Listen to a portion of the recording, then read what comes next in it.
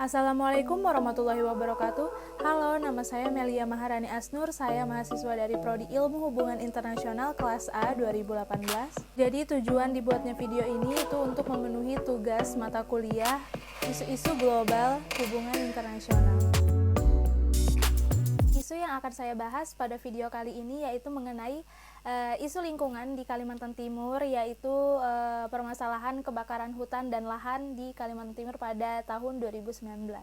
Jadi sebelum kita memasuki inti kasus yaitu kebakaran hutan di Kalimantan Timur, di sini saya akan sedikit memberi penjelasan mengenai perbedaan isu lokal, isu nasional, dan isu global. Jadi isu lokal itu merupakan sebuah isu atau permasalahan yang menyangkut aspek-aspek krusial dan dampaknya itu bisa terkena dan menyentuh penduduk lokal atau wilayah tersebut. Sedangkan isu nasional adalah suatu isu atau masalah yang disebabkan oleh aspek-aspek dari permasalahan lokal tersebut dan dampaknya itu berimbas kepada negara itu sendiri. Jadi selanjutnya adalah isu global. Jadi isu global ini merupakan suatu isu atau permasalahan yang memberi pengaruh terhadap dunia atau internasional. Suatu ini bisa dikatakan sebagai isu global apabila hal tersebut mengancam keberadaan negara-negara di dunia ini.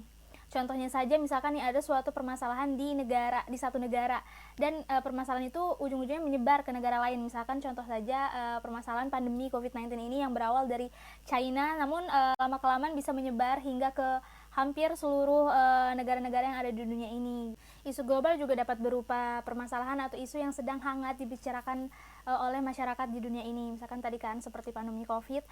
Dan yang tidak kalah penting, isu-isu global ini sebenarnya terbagi ke dalam beberapa isu. Misalkan nih ada isu kelaparan, isu kemiskinan, terus ada yang mengenai konflik etnis maupun budaya, ada masalah kesehatan seperti yang tadi.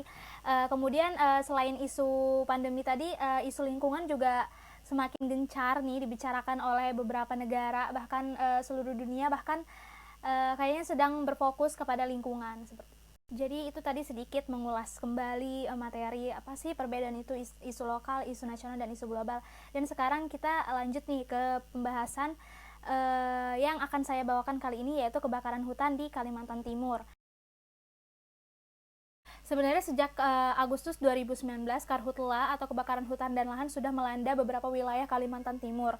Namun puncaknya itu terjadi pada awal September 2019 di mana penanganannya terus dilakukan dengan cara pemadaman.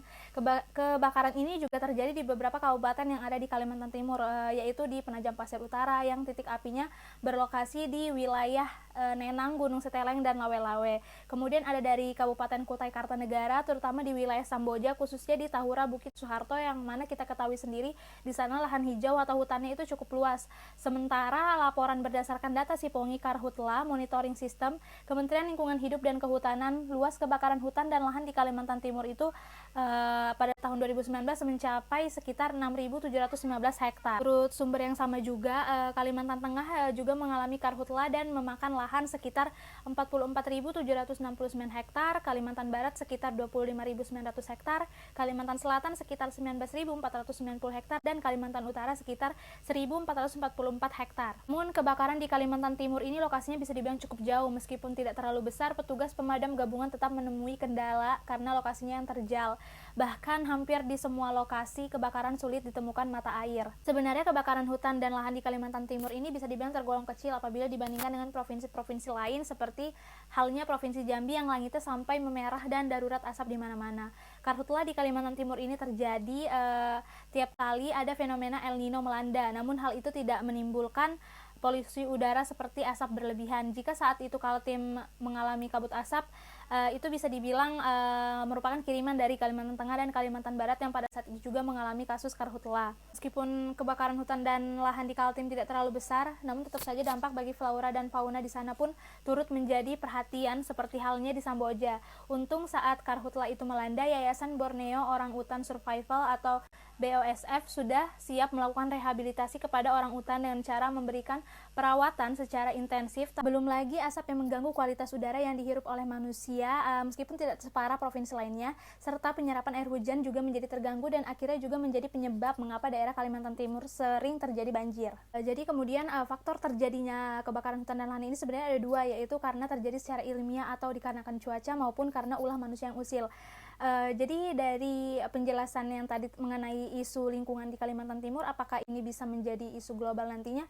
Menurut saya ini tentu bisa, karena diketahui sendiri Kalimantan merupakan salah satu paru-paru dunia yang memiliki luas hutan sekitar 40,8 juta hektar. Namun sayangnya updatean di tahun 2021 ini, Kalimantan sudah mengalami kerusakan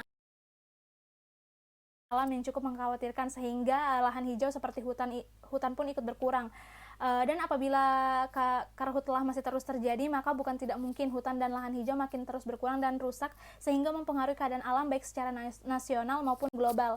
Hal inilah yang juga menjadi pemicu bertambahnya tingkat pemanasan global yang akhir-akhir ini ramai diperbincangkan. Karena itu kita sebagai masyarakat harus mulai sadar nih betapa pentingnya kita memperhatikan lingkungan sekitar, mulai dari hal-hal kecil dulu deh, seperti membuang sampah pada tempatnya.